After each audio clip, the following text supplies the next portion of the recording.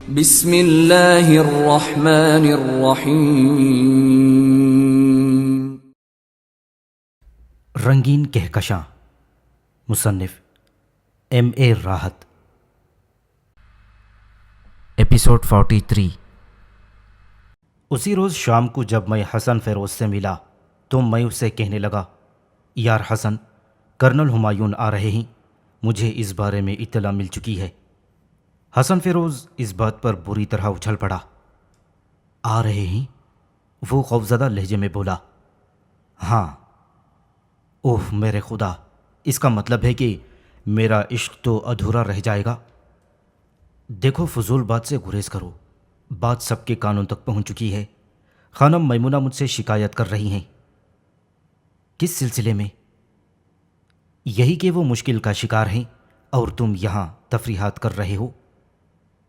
دیکھو، یہ بات تو خانم فرقانہ بھی جانتی ہیں، لیکن اس کے باوجود وہ مجھ سے عشق کر رہی ہیں، اور اب تو ہم دونوں کا عشق انتہا تک پہنچ چکا ہے۔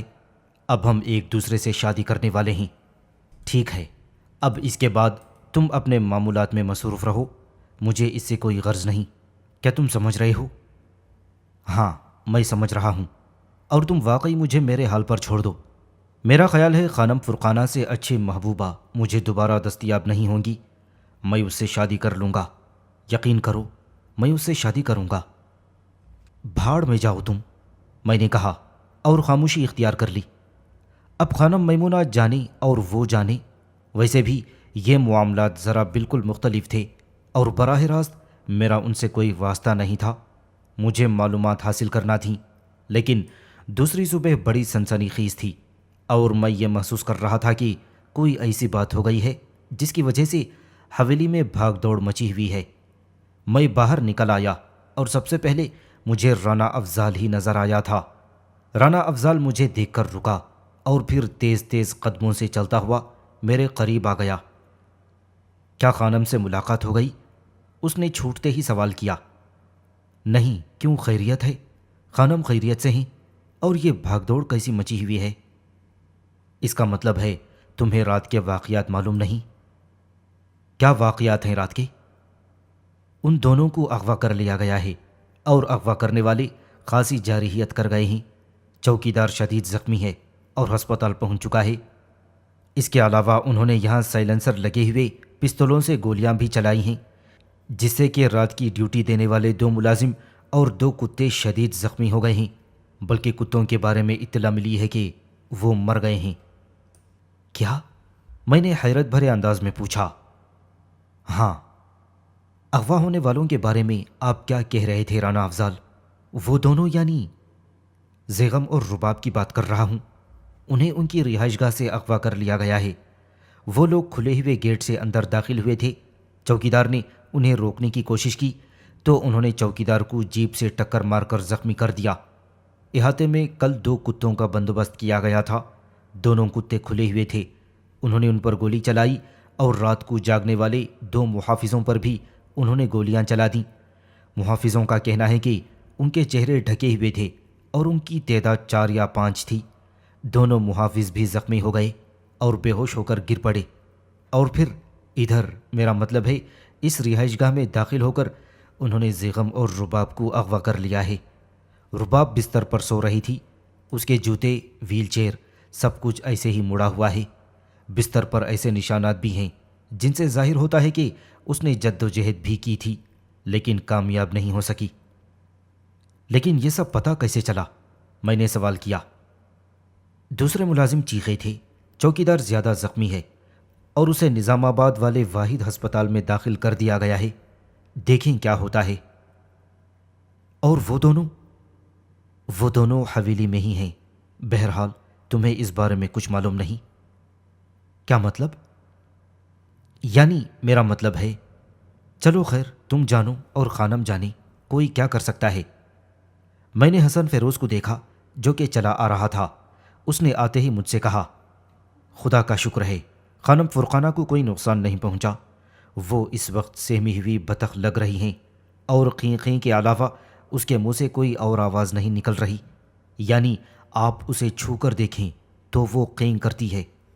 یار ذرا آؤ دیکھو تو صحیح کیا مزے کا سین ہے۔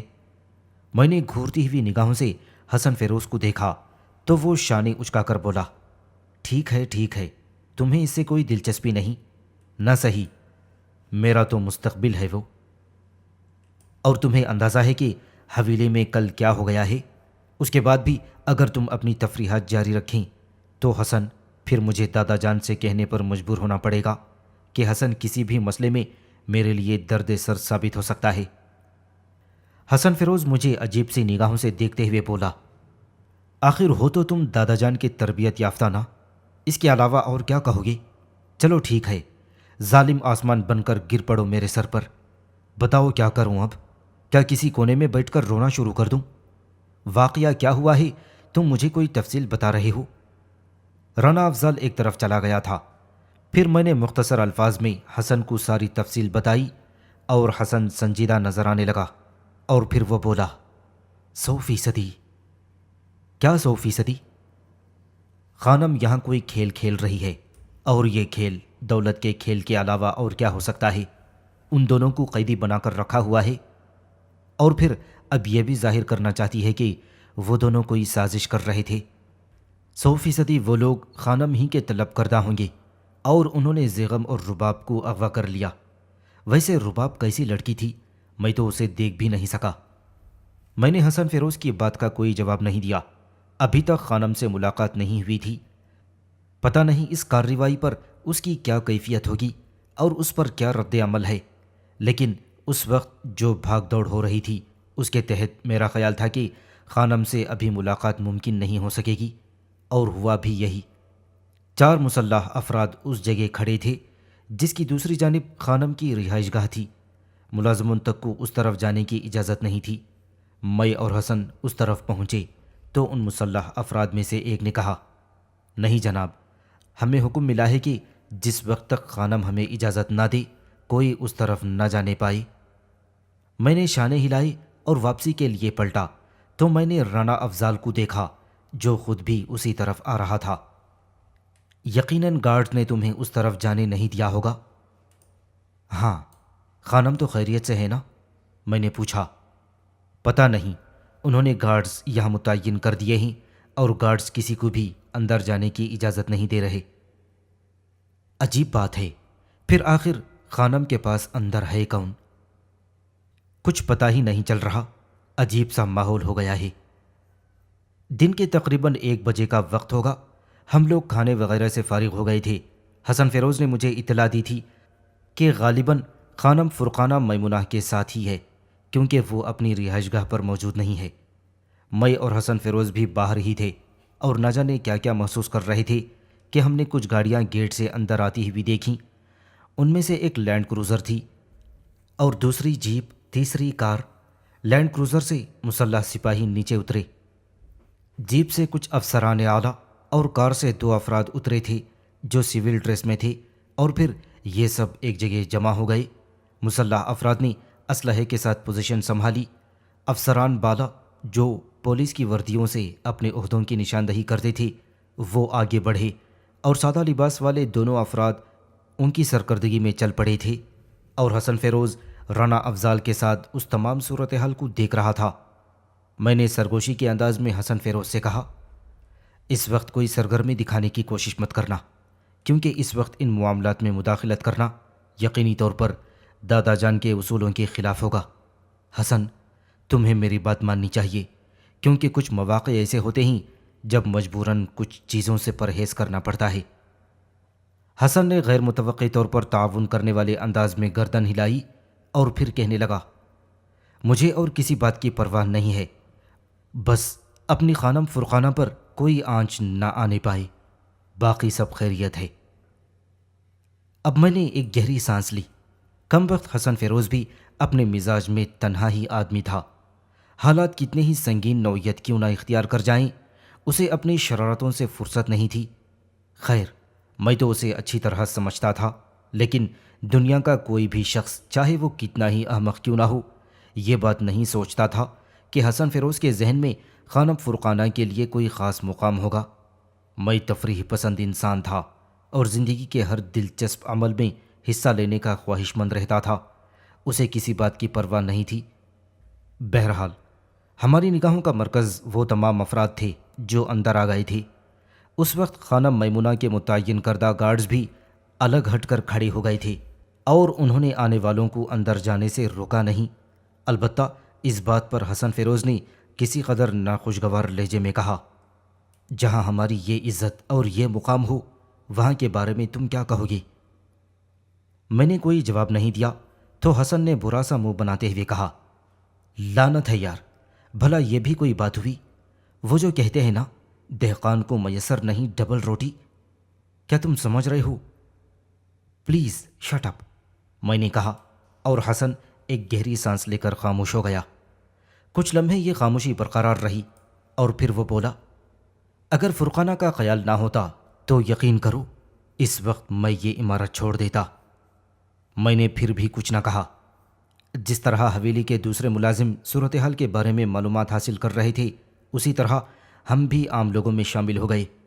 حسن فیروز گردن جھٹک کر بولا، اور یہ خانم فرقانہ، قسم خدا کی نکاح سے پہلے طلاق دے دوں گا اسے اگر اس نے اس قسم کی حرکات جاری رکھیں۔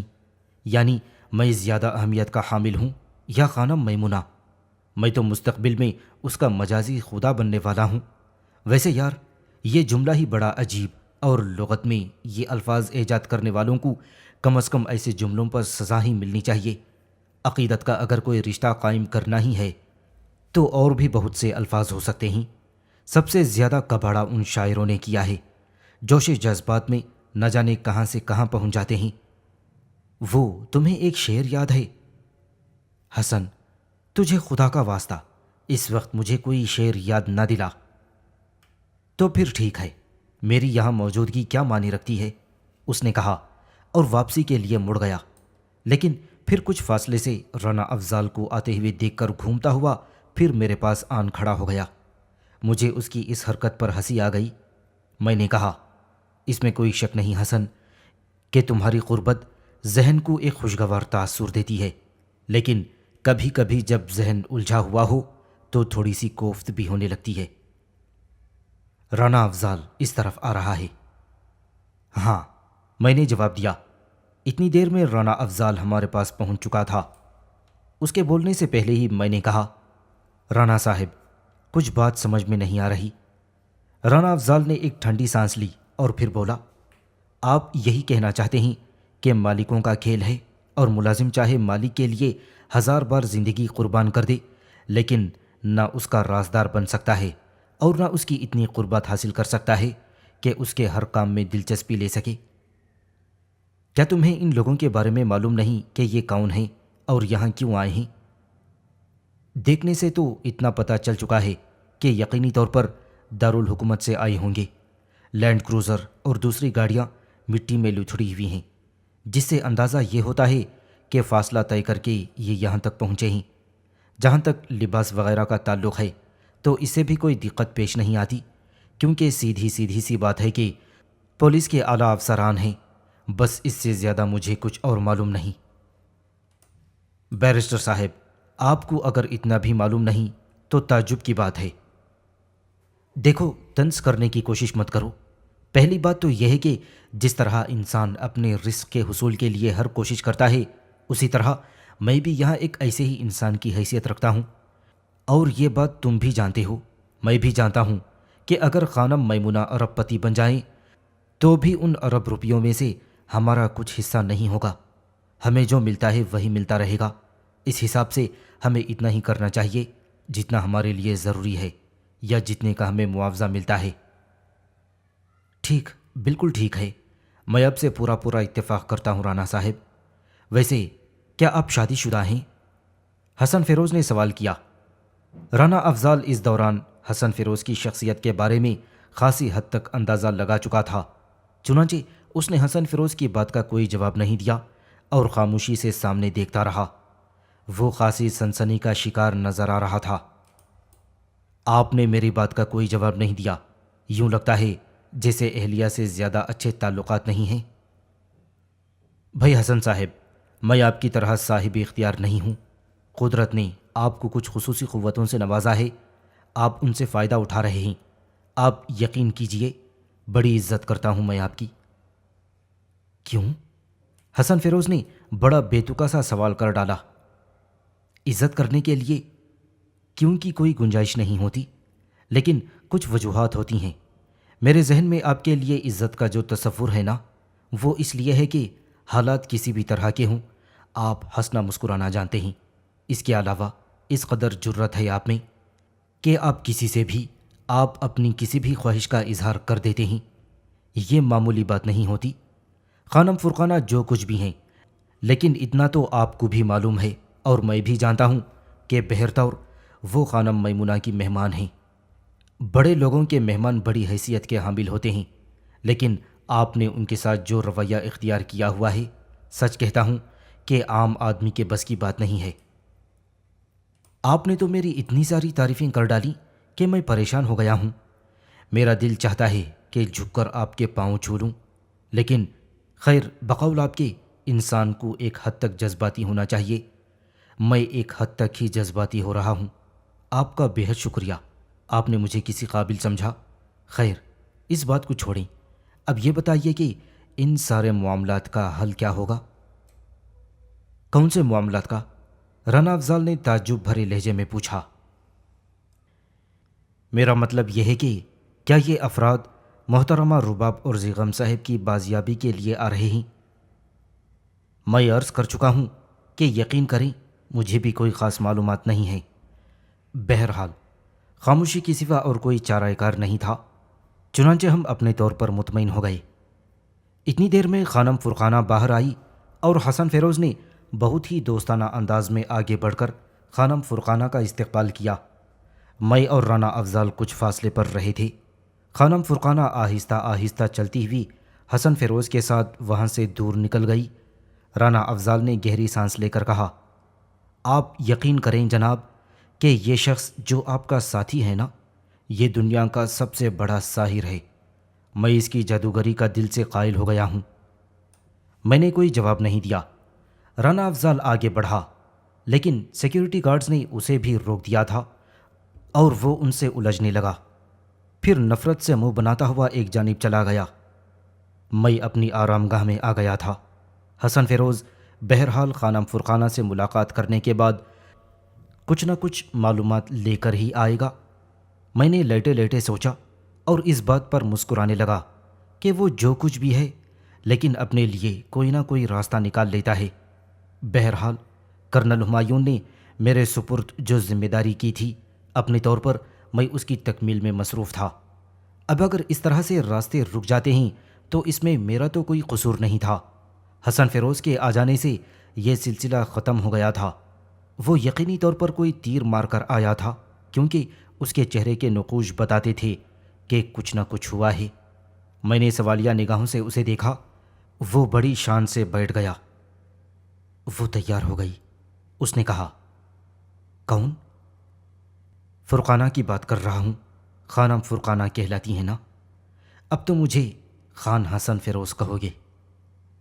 لعنت ہے تم پر، غالباً تم کچھ بھول رہے ہو۔ حسن فیروز برا مانے بغیر بولا۔ کیا بھول رہا ہوں؟ بعض اوقات کچھ بات کے جواب میں جو کچھ کہا جاتا ہے وہ کبھی کبھی انسانی ذہن سے نکل جاتا ہے۔ تم غالباً یہ کہنا چاہتے تھے کہ مبارک ہو تمہیں، غلطی سے لعنت ہے تم پر کہہ گئے۔ مجھے اب بے اختیار ہنسی آ گئی تھی۔ میں نے کہا، حسن، اب تو بار بار یہ کہتے ہوئے شرم بھی آتی ہے کہ تم اگر میرے اتنے بڑے محسن نہ ہوتے تو میں تمہارے ساتھ وہ سلوک کرتا جو سکندر نے پورس کے ساتھ کیا تھا۔ حسن جلدی سے میری بات کاٹ کر بولا،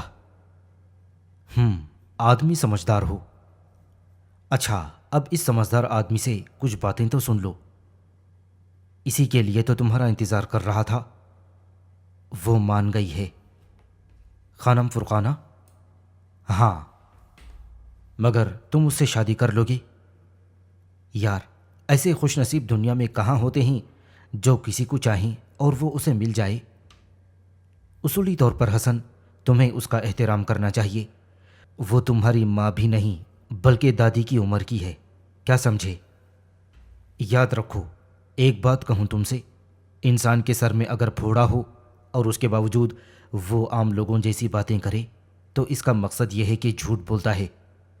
میں تو ان ڈاکٹروں کو بھی بے وقوف سمجھتا ہوں جو میرے سر کا کئی بار ایکس رے کر چکے ہیں اور انہیں میری کھوپڑی کا پھوڑا نظر نہیں آتا، اس لیے کہ وہ پھوپڑی کا کھوڑا ہے، کھوپڑی کا پھوڑا نہیں ہے۔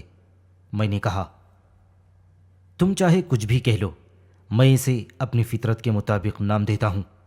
میرے کہنے کا یہ مطلب ہے کہ اگر میں اسی سال خانم فرقانہ سے شادی کا خواہش مند ہوں تو اس کی کوئی تو وجہ ہوگی نا۔